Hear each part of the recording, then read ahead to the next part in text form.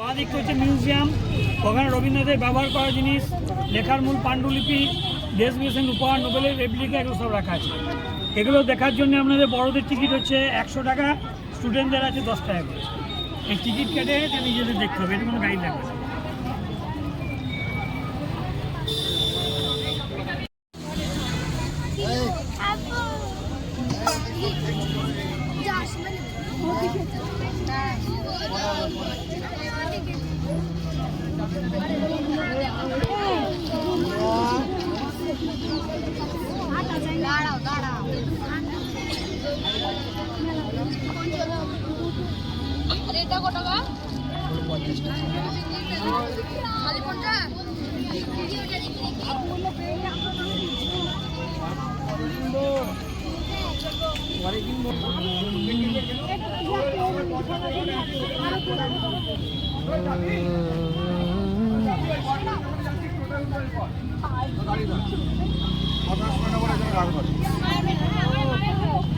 চলো চলো চলো চলো চলো। বা কাঁচের ঘর, পুরো বাড়িটা বেলজিয়াম কাঁচের তৈরি। এটি তৈরি করেছিলেন রবীন্দ্রনাথের বড় দাদা দ্বিজেন্দ্রনাথ ঠাকুর।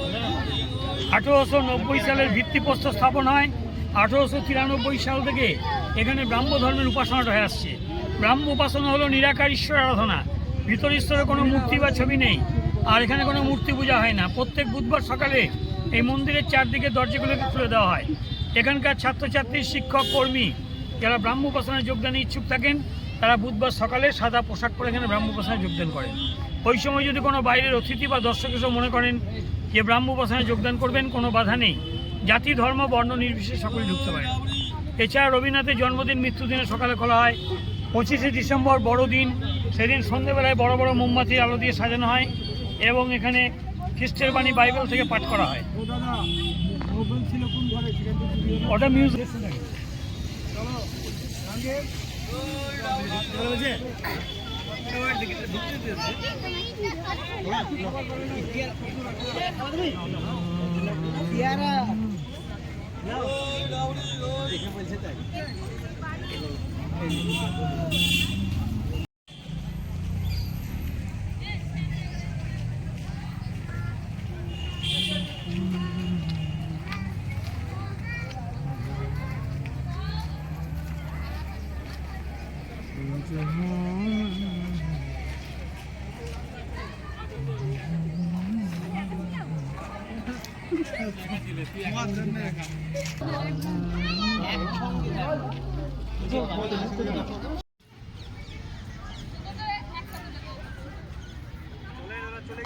হুম।